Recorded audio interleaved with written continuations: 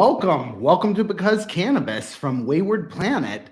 I know you were all hoping to see BC today, but you get me instead, your other host, Dustin Kava.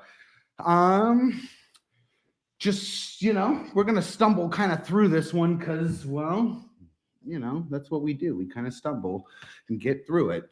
Um, we're gonna start by just saying, if you like, subscribe, rate us, it all helps us with the algorithm. And, join in on the show. We are live. So that means you can ask questions on all the networks live. We can even, answer them for you and, enjoy the show. Joining us in today, we're going to talk cannabis and crypto. One of the two terms which, don't seem to go hand in hand right now. But we're gonna kind of wade through this and see what's going on in the industry. And with me is guest Daniel Travaglianti from Lemur Genomics out of Michigan. I do want to give a quick little, disclaimer. Dan is my brother. And we're just gonna kind of shoot the shit the way we normally do as family. So I hope you guys enjoy the show. I'm actually gonna lead it off into Dan, who can kind of introduce himself, and we'll go from there. How's it going? I'll give you a brief history on myself. I've been growing 23 years now. I have grown at least 70 strains in my career. I have been a caregiver breeder here in Michigan for 12 years now. I've got patients that use the strains that we breed, and I'd like to see them get out here into the mass market. When you say, when you say mass market, what exactly does that mean to you?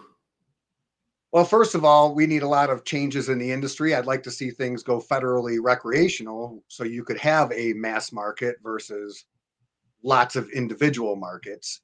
Problem with I see with the industry is if you go to a Massachusetts, for instance, and order a certain strain, maybe one that we all know and recognize, you go to Colorado, it's a completely different strain.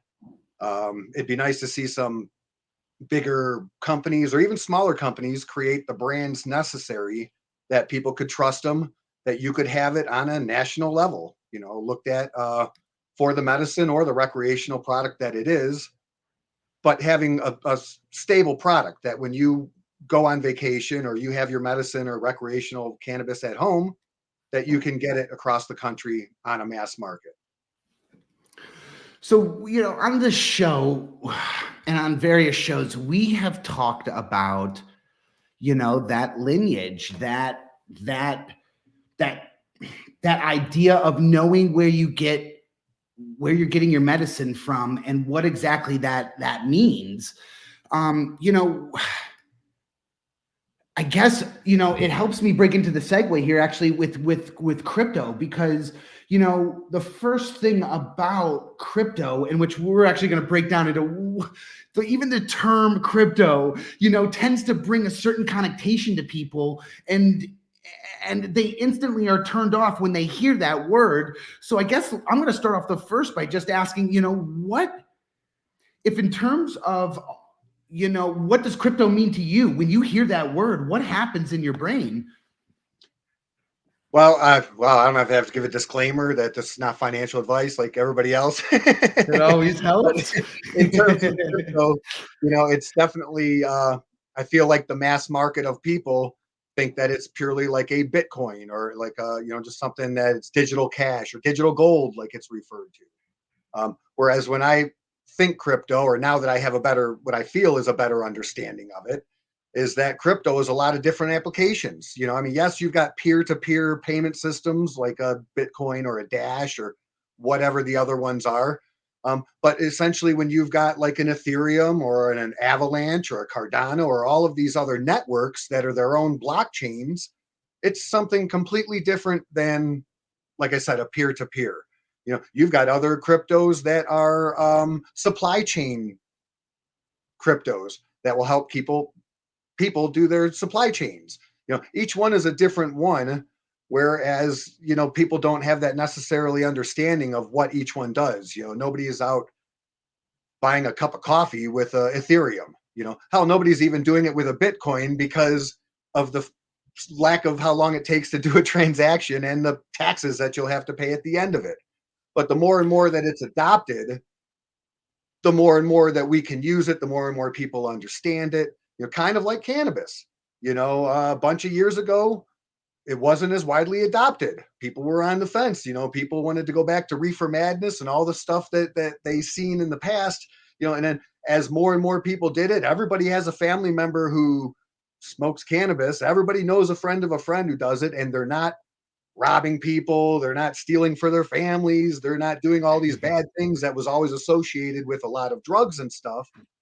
And the same with crypto. Now we're getting to a point where everybody knows somebody who's interested, at least somebody who's tried to buy a Bitcoin. Maybe they got rich off of Dogecoin or something. But everybody's starting to know somebody now that are in the positive light, just like they've got people in the positive light of the cannabis market, coming out of the shadows, so to speak.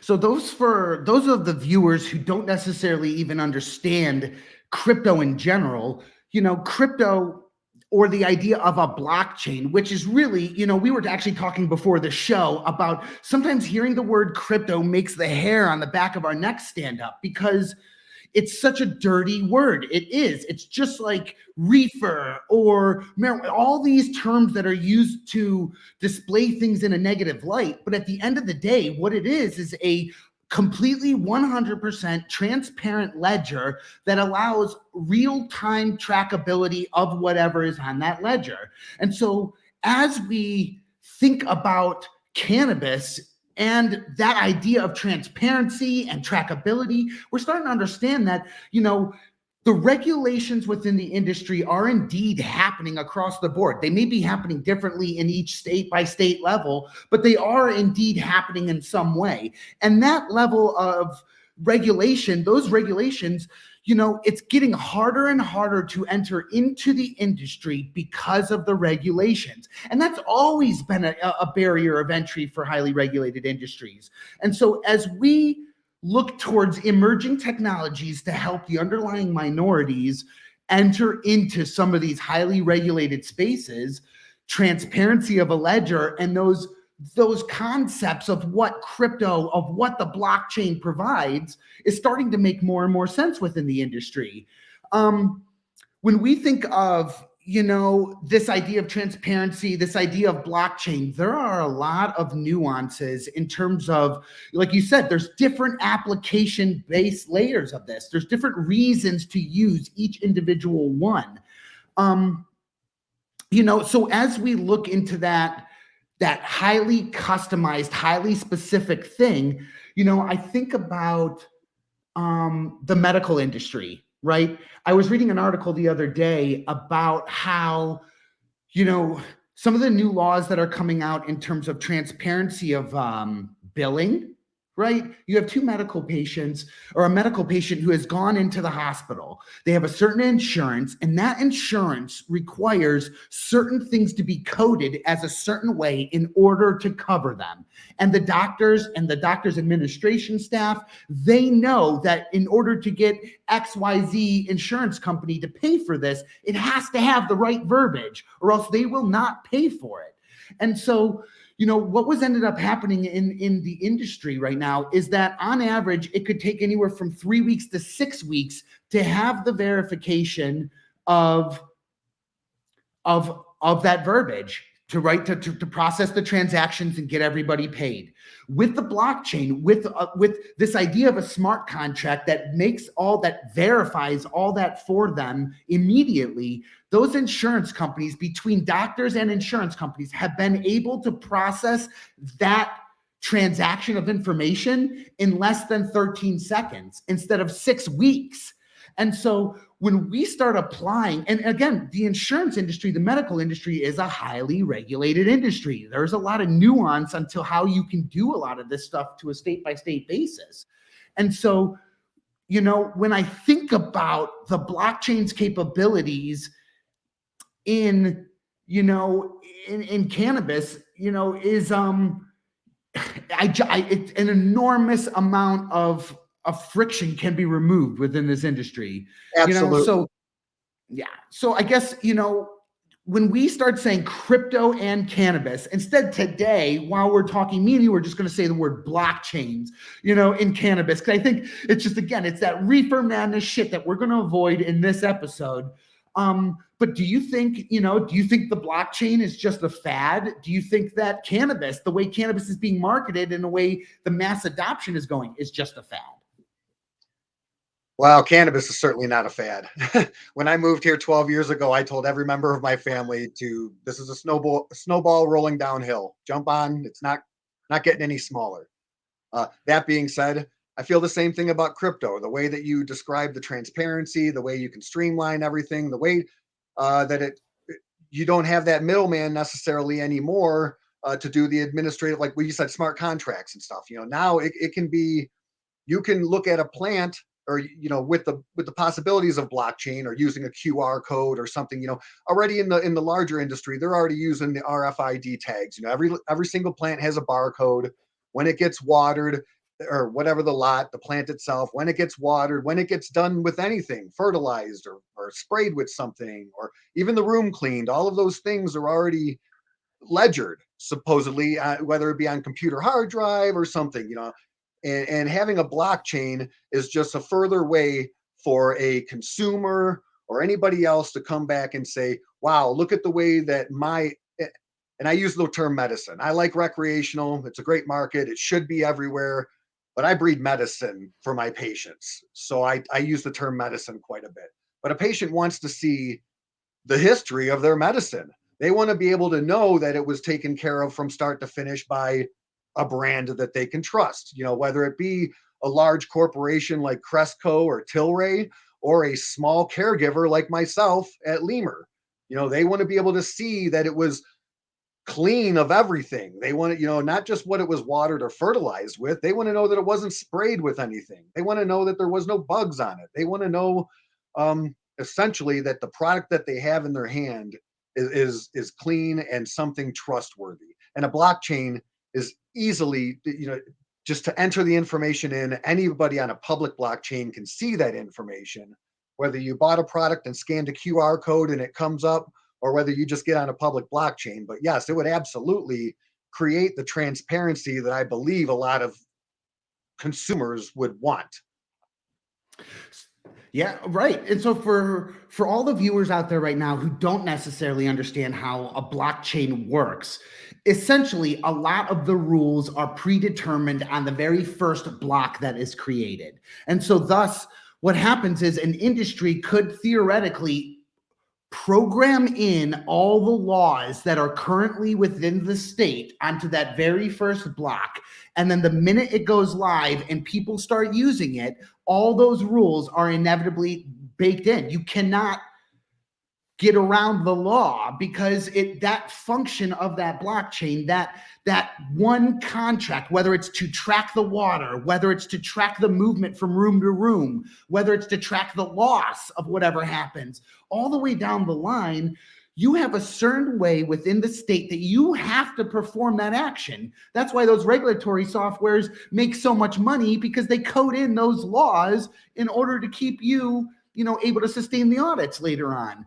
For me, to bake in the rules into a public system and then provide that for free for a state to have their own blockchain, right? That for each system of what they're trying to do with this industry, and then provide that transparency to the people who voted in it is a big deal to me. You talked a lot about the patient medicine side, and me, I can't help but say, I'm thinking of the political side of this and what inevitably are the repercussions and stuff like that too, And so, I guess I do not believe, in my heart, this is the 10th year that I've been into, the idea of a blockchain, the idea of what this has to offer humanity later on.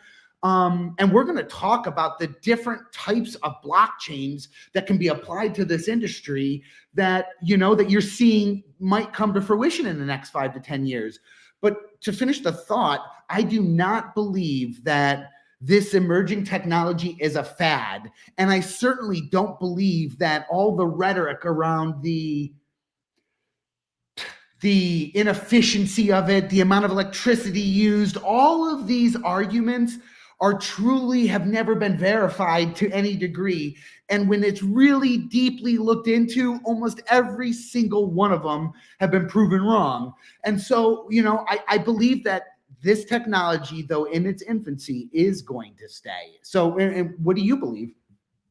I absolutely believe it. I absolutely do. I think, like I pointed out earlier, I think people, whether it be the consumer, whether it be investors, everybody wants that transparency. If you're a grow operation using a lot of water, depending on what you're growing, hydroponics uses less, than a soil operation. Is it getting evaporated?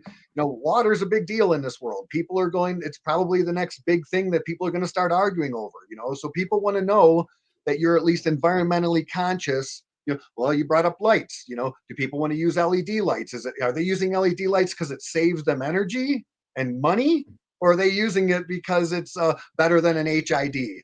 I don't know who's to make that argument. If all of a sudden you had a bunch of solar panels on top of your roof where you're getting free electricity, then maybe you'd be using the HIDs because you're not making that much of a footprint on the grid or everything else. But people are going to want to know, are you using a lot of energy? Are you wasting your water? All of the above, they're going to want to know that, and I think a blockchain is the only way to keep track of that, but I will also point out that people and industries have to want that transparency. And I don't want to talk anything about any industry, whether it's the big guys, the little guys, black market, white market. If this were nationwide, federally legal, you would have a lot less of a black market, and you'd have a lot less of these industries out there. How many people are out saying that they're buying their black market pot from California or Colorado? Are you getting their extras? Are you getting the illegal grow operations that are happening in the national forests? Doesn't matter where you're getting it from. You're not getting it from the state that you live in, or you're not getting it from the trusted source that you want if it happens to be in a different state. So if they are able to make this federally legal, if they're able to bring the gap between the white and black market much more stabilized, well, then I think that transparency, people would want it. But do I think that a large corporation wants to sit there and tell you that they grew however many hundreds or thousands of whatever pounds? Put it this way, you can do the research and you can find out that one of these bigger corporations grows their cannabis for $2 to $3 or even less a gram. So when you're in a market as a medical patient, say Ohio, for instance, and you walk into a dispensary, not to bash any of them, but you walk into a dispensary and it's $300-400 an ounce. Well, that doesn't really compute when you're able to go somewhere and look up the public record and see that somebody grew it for $2 a gram. Knowing that there are middlemen, you do have to sell it to the distributor, you do have to get it to the packaging. There are costs on top. I understand. Everybody understands that. But if you think you can justify a $400 or better ounce on something that somebody grew for $2 a gram, people will find that discrepancy unheard of. And that's exactly why whoever will push, there's a market there, whether it's the white market or a black market, and you either choose to sell it in whichever market you can. And I think that transparency has to be wanted from the bigger corporations as much as from the consumer themselves. And I think if a consumer saw that a bigger corporation got on with a blockchain that had that transparency and had that everything down from the day that plant was grown and who it came from and what it was treated with, I think that those would be the first ones on the market to really be the one to create the brand, the next Marlboro, so to speak, or whoever of the cannabis industry. Because right now, cannabis is like crypto. There's 1,700 coins out there. Well, there's a hell of a lot more growers. Big people out there, little people like me, there's a lot of growers out there. And you got to know who you can trust. Do you trust this brand? Do you trust that brand? Is somebody transparent with what they're doing or who they are? Or are they hiding behind a pseudonym and a black market event? So I think the transparency will be key, and a blockchain can only provide that. So I guess when I hear what you say, I guess I'm thinking about it and I'm like, well, then I could see them running it on the back end of their, of the process.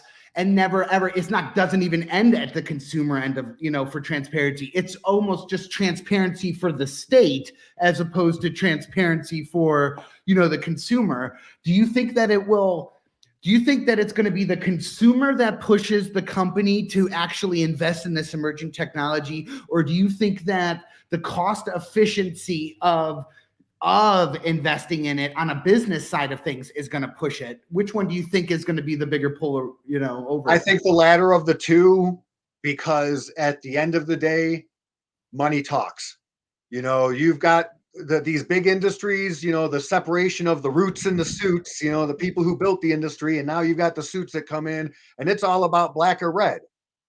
So I think that'll be the real driver, because the competition is such out there that the prices can only come down. Someday there will be a floor.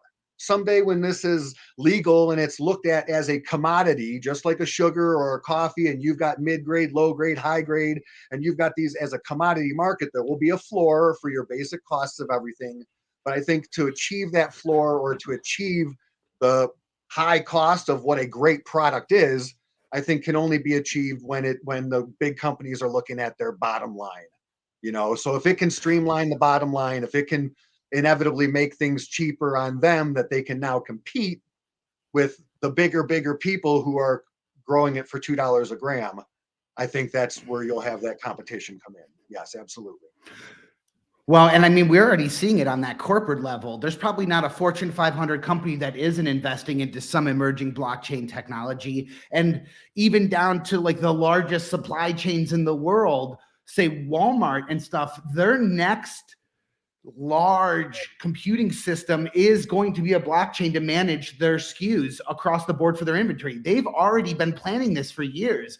And so, you are seeing it across the board in terms of like the biggest boys, which tend to have the most capital to really throw the money at anything.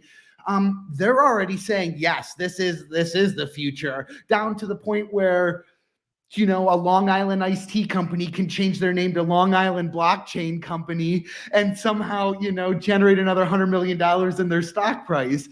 Sure. And we are, we're seeing it. So when you think of, and again, there are different types of this technology to be applied to different parts of this industry, what are some of the ones that you think are going to come up? Like the first one I think of is the easiest, because it's the one that everybody's doing with everything as it stands today. One of the biggest barriers with dispensaries is that they cannot accept credit cards.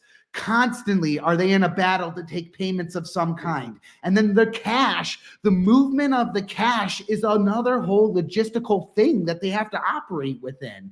And right. So, this idea that a centralized payment processor like Visa can stop the money from getting to them, or stop the consumer in some capacity from giving them and completing this transaction, they're already seeing the opportunity of these barriers of having that released. And so crypto, the first round of crypto was to be deemed as digital gold. The next rounds of crypto were to be deemed as applications and financial ways to move money quicker. It wasn't necessarily a store of value. It was the movement of value and how fast you can do that started being developed. So we have already seen that this application is being applied to decentralized payments, that 40,000 people can help me process this transaction for this customer, and can do it quickly as long as we don't use things like Bitcoins, use purpose-driven built things to do that.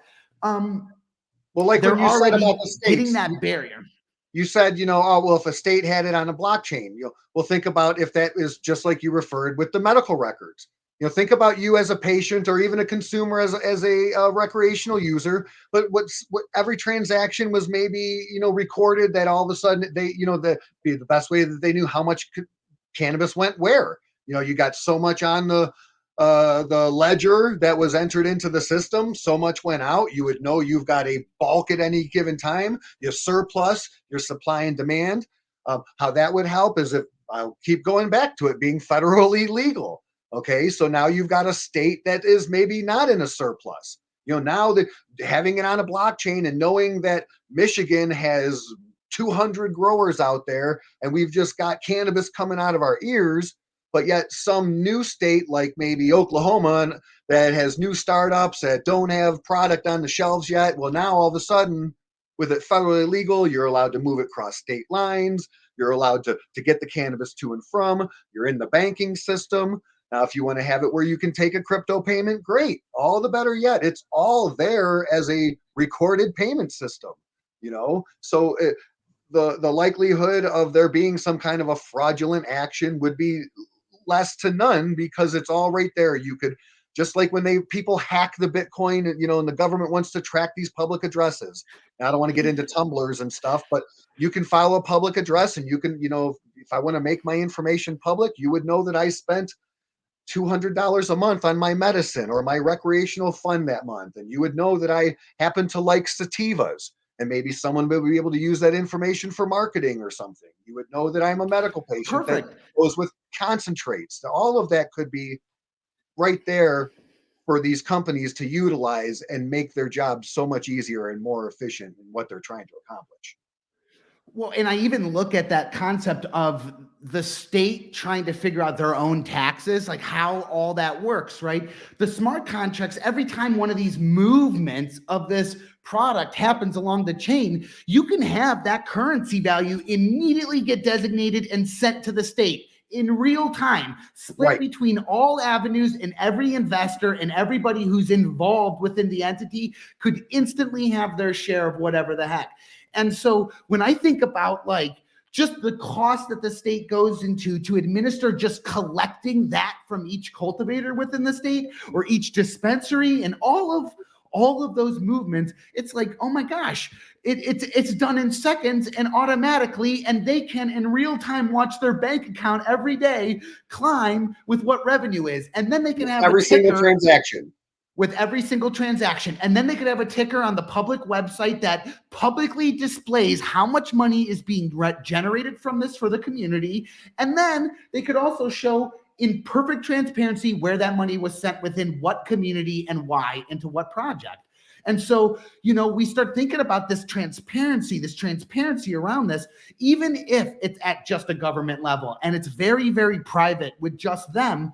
There is tremendous value in a certain amount of that transparency. So we've talked about payment processing. You also brought up a really good point now, which was the marketing tracking. Let's talk about that. What does that mean to you with a blockchain in cannabis, and what exactly is resonating with you with that? Well, I think about what I could do. I'm a breeder. I've got strains. I'm limited because I'm bound by the laws of Michigan that I can only have a couple of patients. But the reality is I'm a breeder and I've got strains that I'd like to see out there. I'd like to see the greater community be able to consume those, So in terms of a strain that I've created, if I had a blockchain or I had a way that I'm selling it or licensing it to these larger corporations, inevitably, if they were to type in that they garnered X amount of income from that, and then I worked with 2 or 3 or 10 or 200 organizations for whatever personal strain of mine, at the end of 1 or 2 or 5 years, I could then, number one, I could quantify the value of it. I could say, by far, bar none, this is our top selling strain. This has made X amount of dollars for X amount of growers. And look at the average income is this, depending on what market you're at or whatever. And on top of that too, I could see maybe location of wherever, say we're on a federal legal, and I know that my East Coast sour diesel is doing way better on the East Coast than it does on the West Coast, or vice versa of whatever strain. I would know that in the supply and demand issue, you wouldn't want to flood a market with the same product.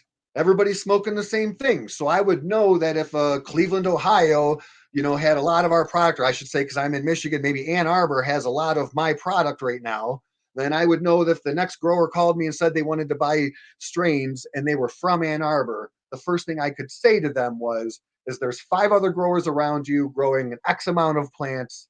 Maybe you should be leaned towards this strain or a different market. Are you working in the Upper Peninsula?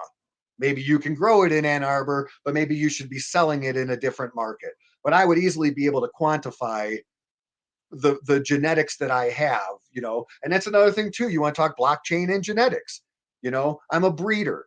So in terms of breeding is just like a male and a female breeding. When your mom and your dad bred and they had you, and then they bred again and they made a different person, no time is it the same. I don't call about the anomalies of twins, but the reality is they can breed a bunch of times in a row and no child is ever going to be the same. They will still have the same intermixing of DNA, but they will be in different to make you different.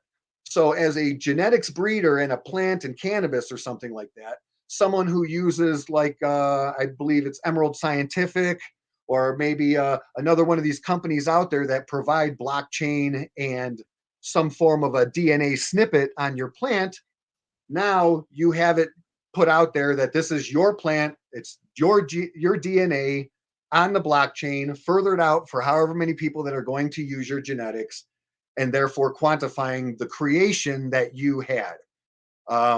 Kind of like the article about the governor in Colorado who wants to do that for the branding of the cows. Same exact thing, take out cows, put in cannabis. These people have had cows in their family for 100 years. It's their genetics of genetics. They brand them because it's theirs. So, You know, I to think we prevent actually this, got this article right now. I'm actually going to bring up this article for everybody while we're talking about it. please do, you know, because that's another problem with having your DNA and everything categorized, or not a problem of it, but the beauty of having it on a blockchain. You know, I could sell these genetics to a company right now who happens to have a friend who grows another company who doesn't want to pay for my genetics. And all he needs to do is cut a clone off and hand it to him and tell him, hey, go name this something else. And the Yep. reality is he can do that. It sucks that that happens in this world, but you know, having the legitimacy of having my DNA for that particular variety coded on a blockchain at such and such date is further helping to prevent somebody from saying they're going to steal your genetics. Because all you have to do is have the genetics tested, and they'll be the same. So Yes. they have. Go on. Oh, go on. You know, I keep.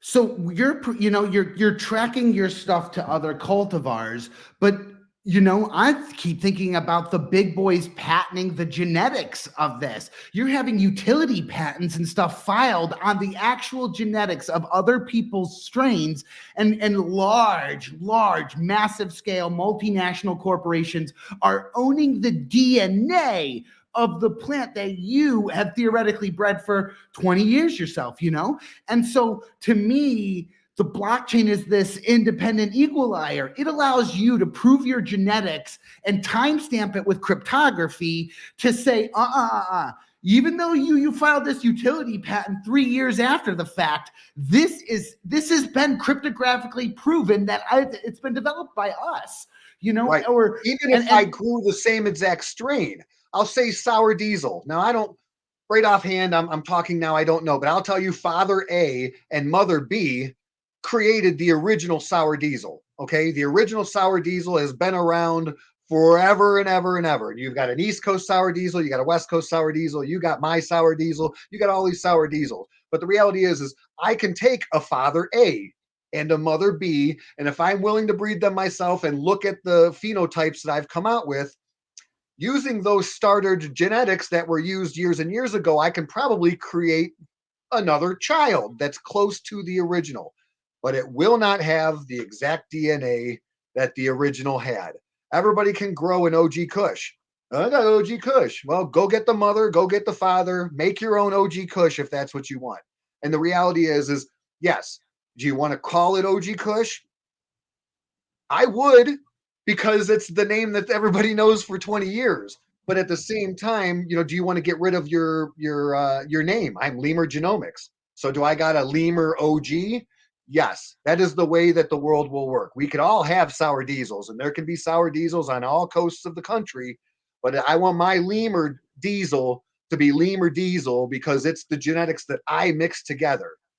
Even if I mixed a sour diesel with a sour diesel, these are my genetics. These are the mixture that I made. And when I made that and there was 1,000 seeds that came out, none of those 1,000 seeds had the same genetic replica of the other. They were all DNA same, but they all grew differently plants. And then one was taller, one was shorter, one was this. And then you take your desired traits, whether it be the color purple, or whether it's potency, or whether it's terpenes, or you take your desired traits and you back cross it back in, and that's how you stabilize a strain to where it becomes your own, and it shouldn't really rely on a name. But at the end of the day, you shouldn't be able, it shouldn't be the fact that it takes years and years to create a stable phenotype and somebody just takes a cutting and it's theirs tomorrow. That's what a blockchain will help protect you Yes. from. Right, right. So when you read this article, this article from Colorado, it hits a couple different things. It talked about the nuances between the cattle industry. How do you think that it's very similar to the cannabis industry with something like this? Well, what if you had a herd of cattle that had been in your family for 100 years? The way that you do things, the way that your family has done things, and that your grandfather taught your father and he taught you, and right on down to jerking off the bull, because sometimes Yep. you got to get that sperm somehow. So that's your genetics. Okay. Yep. And they save it with a brand. They burn that right into the cow's ass. And I'll tell you what, sometimes your fence breaks. And then, like the article it may say, your cow wanders off or whatever. And somebody's like, wow, that Lemur Genomics brand just wandered onto my property. Maybe I had to jerk this cow off real quick before he wants it back. You know, people want to steal the genetics. They want to steal what we're not even steal, but everybody should be allowed to have it. Maybe they don't want to pay for it. But if you had a branded product that was out there, it was followed on a blockchain, and that cow got loose or somewhere, there would be a way to get it back to where it came from. There would be a way to know where it came from, how it was treated from start to finish. Yeah, well, and I also like this multi-layer concepts of like only certain bits of information needs to be accessible to certain wallets. So a state has access to all of it, or whatever the amount. A customer only has access to, the transparency of its movement and the genetics of the water usage of it, or whatever numerals that, and you have that way to quantify that data and separate it automatically and decentralized. The article also started mentioning things like DAOs. Have you heard of a DAO in the blockchain before? Absolutely. Absolutely. In terms of DAOs, I've got mixed feelings. I love the idea of it. I think in a way, it gives people like myself or a group conglomerate of people who maybe have a same driven goal to come together, pool their money, believe in something, vote on it, and act on it. I think of we'll link the two here. We'll say cannabis and crypto. Crypto or your blockchains is the DAO, and somebody's going to use cannabis to cure a form of cancer. Okay. So now all of a sudden you've got, maybe this is on a world scale now. This isn't, just the United States going to cure Canada or cancer. I'm sorry. This is Canadians. This is people all over the world coming here. Millions of people donating millions of money. And now all of a sudden you've got $1 billion in your coffers. Now you've got the power of some of these countries, Google's or Apple's, all these, they got trillions of dollars. They got more money than some countries in the world.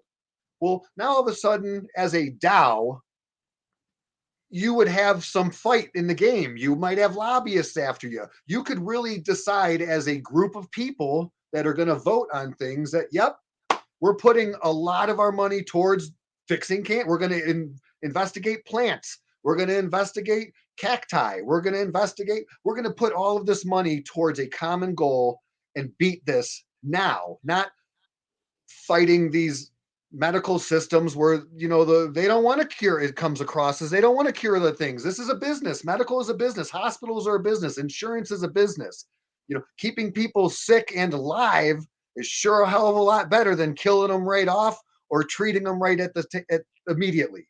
So in terms of people like coming together as a DAO and pooling their money, pooling their ideas, and working towards a common goal for the better of humanity is a wonderful, wonderful thing, realizing that it's a double-edged sword as well. People can come together and have bad ideas. People can come together and maybe work towards a common goal of racism or something horrible as such. And maybe maybe it grows and maybe it's worth $1 billion. And now we have a whole different argument to make of what's good, what's bad. How does this help people? I like having an equal vote. I like that maybe there's an anti-whale mechanisms in a lot of these DAOs so that people can't garner another lot of votes to vote themselves into higher powers. Power yields corruption a lot of the times. Yep. So if you can take away that power, if you can leave it amongst the people, if you can, and people don't have to decide on every little thing. They can vote on having somebody in charge of the treasury. They can vote on having somebody, making decisions of the direction of which type of cancer we want to go towards. Maybe we cure breast cancer today and tomorrow we're going after colon cancer. Maybe somebody has a heart for Alex Trebek and we're going to put all of our stuff towards pancreatic. Maybe we're on the same thing where maybe you've got multiple DAOs by multiple cancers. And that's what I was going to say, like for those out there who don't even know what a DAO is basically a decentralized autonomous, agency or organization. Yep. Yeah. And so the idea there is that you can set this up in multiple ways, meaning that you can have a DAO that every single function of the organization is set up on a public ledger to be voted on by the people who own the DAO token for whatever it is. Meaning that if I could set up an organization that collects all this money, that DAO decides what CEOs are in what positions. It decides everything down to the brand colors, to every single detail. The DAO can theoretically push out a vote. The vote can go through, and instantly when the vote goes through, everything happens and is automatically autonomously moved along. And that is, again, can happen with a coffer of assets. So you have 100,000 people who are voting for where something goes. There are also ways to separate that DAO to where, maybe that organization structure isn't in a DAO, but what they're going to do is in the DAO. The customers actually theoretically vote what strains they're going to carry, or the customer votes which dispensaries or which locations of Ohio needs it the most, or where all the money should be donated to when we are donating something to charity. A lot of these new companies, these cultivators and stuff, are B Corps now. They're running these nonprofit organizations as a cultivator. And so running that nonprofit as a DAO now could have true nonprofit, implications to it. And again, the DAO can move product or inventory. It can help you with HR. It can literally autonomize almost all aspects of the organization. And Absolutely. So, you are 100% right where, when you offer a portion of control and transparency to that control to whoever this is for, you can make a big impact. And now you are in control of the impact. And essentially it's I don't want to say it's like owning a stock, but if I own Apple stock and Apple is going to make some kind of move within their organization, I usually get an email and it says, hey, you can chime in, you can vote on this or whatever, because you own a portion of the company, you own a stock or whatever. I don't ever vote on the damn things, but in the end, if you care enough about the organization, if you care enough about the direction of what you have bought into, then essentially you own your percentage of it.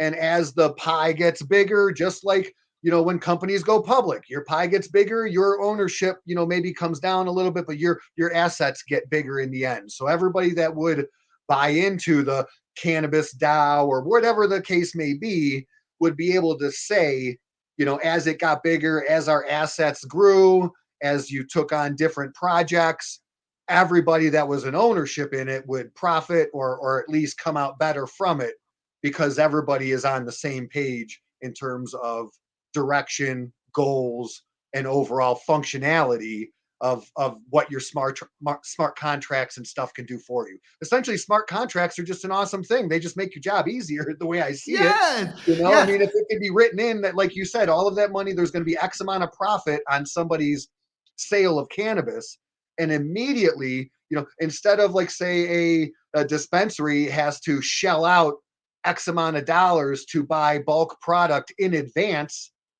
and then all of a sudden it doesn't sell, well, maybe then now there isn't that transaction of this big, huge cash transaction. Maybe there is nothing more than a transfer of product. Every time the product was sold on the blockchain, X amount of dollars went to the grower, X amount of dollars went to the dispensary, X amount of dollars went to the state for taxes, X amount of dollars went to the city.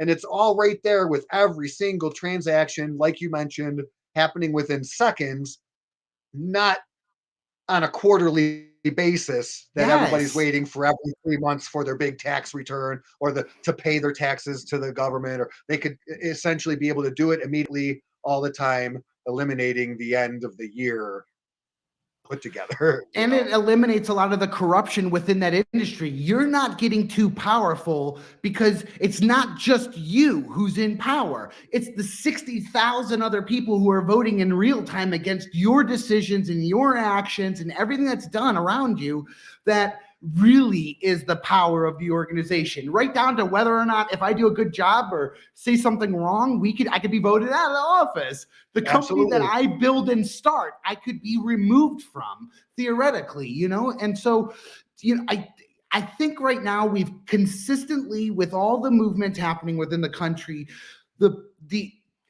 the consumers are becoming a hell of a lot more educated. We are in a time period of history where we have the most educated consumers buying the products that they are, period, of ever. And so with that being said, we have educated investors too at the exact same point. These are not people who are just buying stocks. These are people who are looking into truthfully, what are the morals? Where is this company going? What's the roadmap behind everything that they are doing? And now these people legitimately, everybody has a say, and that's fucking powerful within an industry that is highly regulated too. And, and we've talked about payment processing, that it could simplify the idea that these guys deal and operate payments across the board and giving the state their money. We've talked about inventory tracking that a system like this could have. We've talked about this idea that, protection of your strains. We talked about like putting patents and genetics onto the blockchain. We've talked about, bits of the marketing on your side being as like, how do I market this product to more cultivars, the cultivators and stuff like that throughout the state. I now want to bring up this concept of tracking the marketing on the consumer's end of things. This concept of, every time that someone scans your bottle to read the ledger to see what is within your product is now an action on the ledger as well. And it's this idea of knowing your customers directly. The industry as a marketing as a whole, when we think of the marketing, it is technically in a massive bubble right now, and a huge bubble. It is in a bubble because most of these companies hide how they made the connection to the end consumer, or what the actual value of that connection to the end consumer is. Google sells ads. Every ad that is on Google's network is an auction that multiple people are bidding on those keywords. And if you win the auction at the price for that keyword, now your company gets to use that ad for those keywords, okay? The problem is that it's getting harder and harder to track theoretically where that customer saw your ad and paid for it. If I paid a newspaper and they are telling me 70,000 people get this newspaper a day, I don't know if 70,000 people legitimately read that line of text. And I certainly don't know if those 70,000 people were even wanting to purchase anything from my company, and they weren't even a customer to begin with. They may be a different demographic or a different age group or a different whatever the hell may make them not even a customer, and yet I've paid for the ad impression for that person.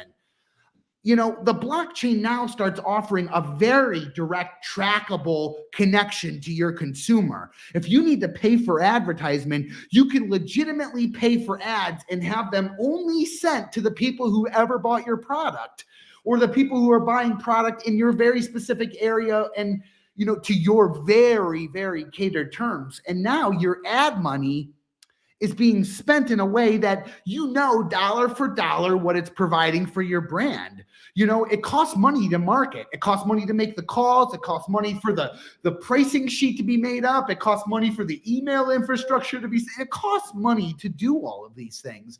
And so you don't want any wasted money across the board. And then you hear that word tracking, like, oh, the consumer is going to be tracked and we're going to start sending ads to them. But it's like, what if I tell you that the consumer is in control of every ad that they receive? Maybe they receive a portion of the ad revenue.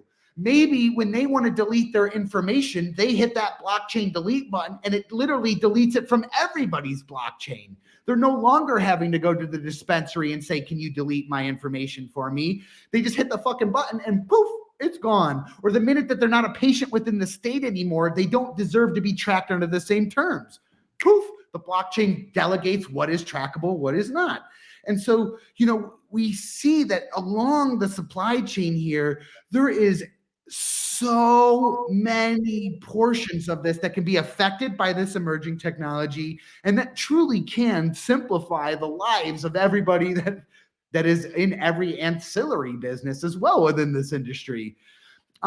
We're actually coming up hard on this hour, pretty quick here.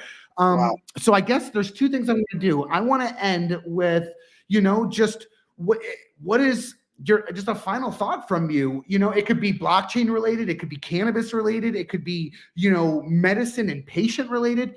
If there was one thing that represented Lemur Genomics in terms for anybody watching, what's one thing you want to say about that? And then what is also one thing you're looking forward to, I guess, for the industry?